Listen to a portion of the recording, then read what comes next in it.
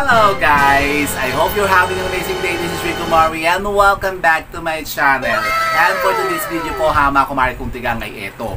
Mayroon naman po tayong i-share sa inyong isang napaka-powerful na ritual na pampaswerte na magagamit po ninyo. Kung kayo po, mga kumari kong tigang, ay may mga businesses, may mga negosyo, at kung kayo po ngayon ay nakakaranas ng pagbaksak, pagtumal, at pagbaba ng mga benta po ninyo, ito naman po, mga kumari kong tigang, isa naman pong napaka-powerful na pampaswerte sa larangan po ng pagtitinda, pagbebenta, pag-akit ng mga customers para kayo kumita ng mas marami pa. Ang gagawin natin ngayon. Kaya kung gusto niyo pong malaman kung ano naman to isang napaka-powerful na ritual na pampaswerteng ito na magagawa niyo po dyan sa mga businesses po ninyo para kayo man po'y bumenta pa ng mas marami, ay panoorin niyo lamang po ang video kong ito. Siya go mga kumari kong tigang.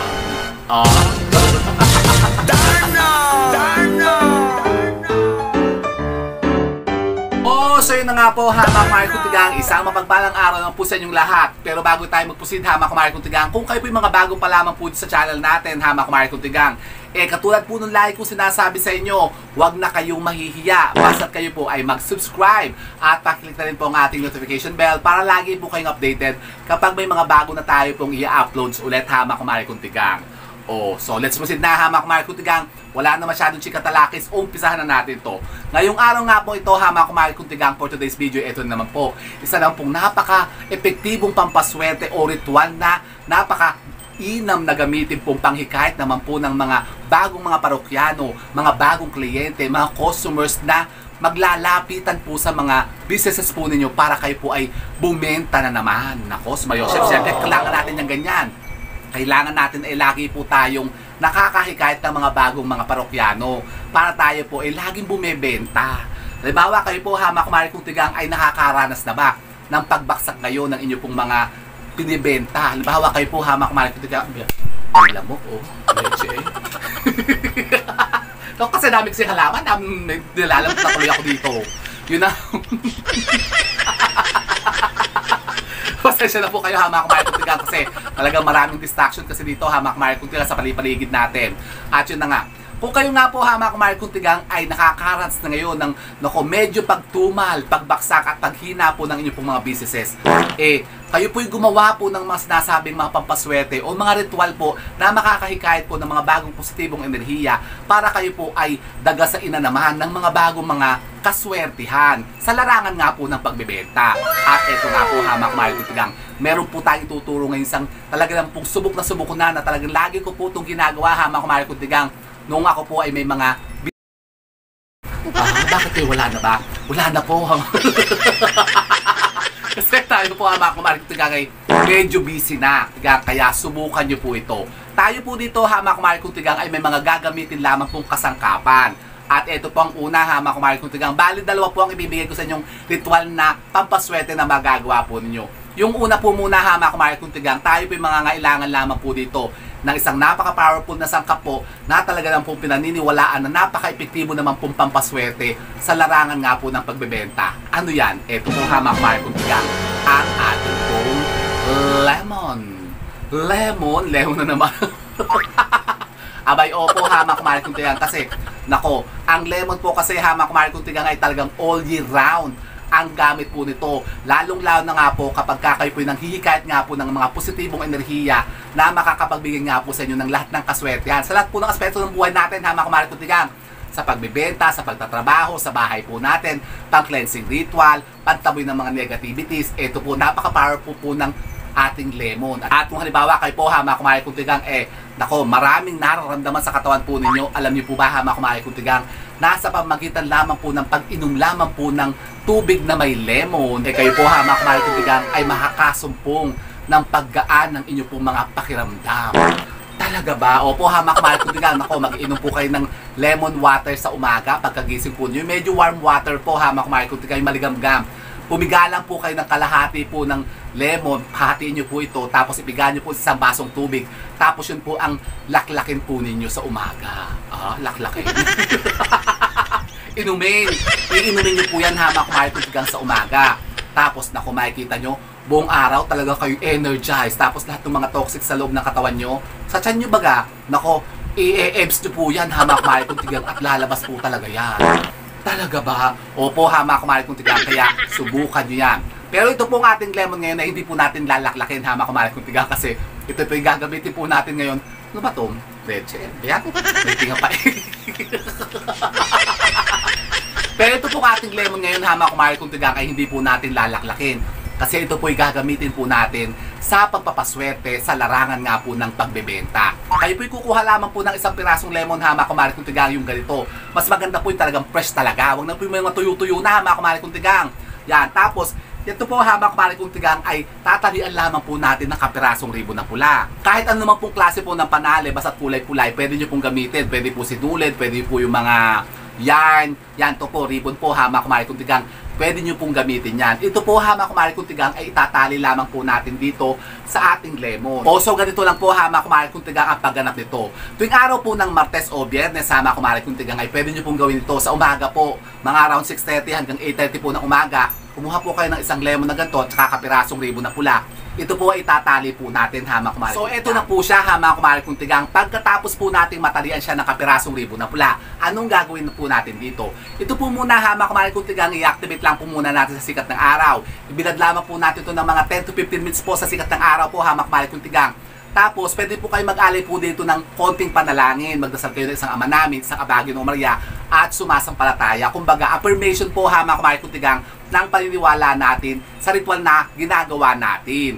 Tapos kayo po yung magpetisyon, humiling po kayo dito, hamak kumari kung tigang, dito po sa ating lemon. Pagkatapos po ng mga 15 minutes po, pagpapasikat sa sikat ng araw, ito po yung ipapasok nyo na, hamak kumari kung tigang. Pagkatapos po, hamak kumari kung tigang, kayo po yung kumuha lamang po ng isang platito o tasa o baso, hamak kumari kung tigang. Dapat po yung mabasagin, hamak kumari kung tigang. Tapos ito po ilalagay lamang po natin doon, hamak kumari kung tigang. O so ito na po siya, hamak kumari kung tigang. Pagkatapos ano pong gagawin natin dito? Ito po, hamak kumari kung tigang, ay ilalagay lamang po natin sa harapan po ng ating mga tindahan. Doon po sa mga counter natin o doon sa mismo pong harapan po ng ating pinagbebentahan. Halimbawa, kayo po may mga sari-sari store. Ilalagay nyo po doon sa may entrada po ito ng tindahan po ninyo. Halimbawa, kayo po may mga butik, may mga shop kayo. Lalagay nyo lamang po ito doon sa table po ninyo kung saan kayo nagtatransaksyon, hamak kumari kung tigang, nung mga ibinebenta po ninyo. Halimbawa, kayo po meron diyang working table o may desk kayo dyan, doon nyo po ito ilalagay, hamak kumari kung tigang. Pagkatapos, ilalagay nyo lamang po yan dyan hanggang 7 araw po. Pagkatapos po ng 7 days po, hamak kumari kung tigang, pwede na po itong palitan. Pwede rin po kayong gumamit, hamak kumari kung tigang, kung wala naman po kayong lemon, pwede kayong gumamit po ng kalamansi. Pagkakalamansi naman po ang ginamit po ninyo, 7 pirasong kalamansi po ang gagamitin nyo, hamak kumari kung tigang. Kumuha po kayo ng isang platito, tapos maglagay kayo ng 7 pirasong kalamansi. Ganun din po ang gagawin po ninyo. Ibibilad nyo rin po sa sikat ng araw, hamak kumari kung tigang. Mag-aalay din po kayo ng konting panalangin, kayo po ay hihiling at magpetisyon po kayo. Pagkatapos din po ng 7 araw, tatanggalin nyo na po ulit siya, hamak kumari kung tigang. Tapos pwede po kayo ulit gumawa nito. O, ganun lang po, hamak kumari kung tigang, subukan nyo po ito. Tapos meron pa po isa po, hamak kumari kung tigang. Yung isa nating paraan na ginagawa ko po, kapag ako po nag-o-open po ng tindahan sa umaga, hamak kumari kung tigang, naku, napaka-epektibo po nito. Gawin nyo po ito, hamak kumari kung tigang. Kayo po, hamak kumari kung tigang, ay kumuha lamang po ng isang tabong tubig o kahit isang pitchelo, isang planggana. Yung maliit lang po, hamak kumari kung tigang, huwag na sobrang dami. Baka naman magbaha dyan, hamak kumari kung tigang. Kasi ito pong tubig na ito, hamak kumari kung tigang, ay oorasyonan po natin. Ito po ay bubulungan lang po natin ng isang buhay na salitang orasyon, hamak kumari kung tigang. Latin na salita po ito na isusulat ko po dyan sa ating screen. Yan po ang dadasalin po ninyo. Nang 3 beses, hamak kumari kung tigang, ibubulong nyo po yan sa isang tabong tubig. Pagkatapos po, hamak kumari kung tigang, yan po ay ibubuhos nyo po sa harapan po ng mga tindahan po ninyo. Papasok po, hamak kumari kung tigang. Dapat po yung sa may harapan po ng tindahan po ninyo, isasalwak yung ganyan yan. Ibubuhos yung ganon para yung mga sinasabing positibong enerhiya, positivity po, hamak kumari kung tigang, ay makakapasok sa loob ng ating mga tindahan. Para kumbaga maakit natin yung mga parokyano, mga kliyente, customers natin na bibili sa atin sa buong maghapon. Yan naman po, pwede nyo pong gawin yan araw-araw, hindi po kailangan ng araw dyan, hamak kumari kung tigang.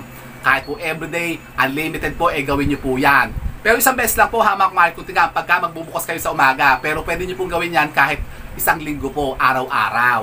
Yun pong ibubulong nyo po, hamak kumari kung tigang, yan pong Latin na orasyon na yan, ibubulong nyo lamang po yan ng 3 beses, tapos yan po ay iihip nyo po doon sa tubig at yan pong tubig na yan po ang ibubuso po doon sa harapan po nga ng inyo pong mga tindahan. Doon po sa may entrada po ng opening po ninyo, halimbawa kayo po may mga entrance dyan. Yan, halimbawa kayo po kumari kung tigang ay may mga shop kayo, may mga tindahan kayo, may mga butik kayo, ganyan, may mga pwesto kayo. Doon po sa entrada po ng entrance po ng tindahan po ninyo, yun po ang bubuhusan nyo. O sa mismong harapan po ng tindahan nyo po kumari kung tigang. Bawa, tatayo kayo dyan sa harapan ng tindahan po ninyo. Tapos pakiramdam nyo parang bakit walang bumibili, tumutumal na, parang walang benta. Yan, ang gawin nyo po, buhusan nyo po yan kumari kung tigang ng isang tabong tubig na yun na nga, dinasalan po natin ng orasyon na yan. Papasok po dapat kumari kung tigang para kumbaga maakit ulit natin yung mga sinasabing mga regular customers natin o makaakit tayo ng mga bagong customers na bibili po sa atin. At makikita nyo, kapag ginawa nyo yan, talagang kayo po yung makakaakit ng mga bagong kliyente, mga bagong parokyano, mga customers na talagang bibili po sa inyo at magpapalaki po ng mga benta nyo. Talaga ba? Opo kumari kung tigang. Subukan nyo yan, hindi nyo susubukan. Subukan nyo. Yan, dalawang napaka-powerful na ritual na pampaswerte niya. Talaga naman pong subok na talagang lagi ko talagang ginagawa yan. Kaya, itry nyo yan kumari kung tigang. Para naman po mabago na po ang takbo ng mga negosyo po ninyo. Kung kayo po ay nakakaranas kayo ng pagbaksak, pagkalugi, malapit na kayo mabankrupt, gawin nyo po muna yan. Para kayo naman po umalwan-alwan na naman ang mga tindahan po ninyo. Kayo bumenta na naman po ng maraming. So yun po kumari kung tigang, subukan nyo po muna yan bago kayo tuluyang mabankrupt na at talagang magsara na po ang inyo pong mga tindahan.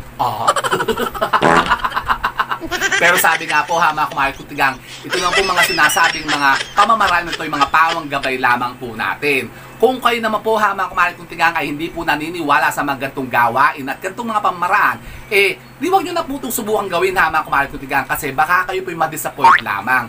Kasi ito po'y para lang po tayo sa mga panatiko at naniniwala dito sa mga gantong mga pamamaraan kumari kung tigang.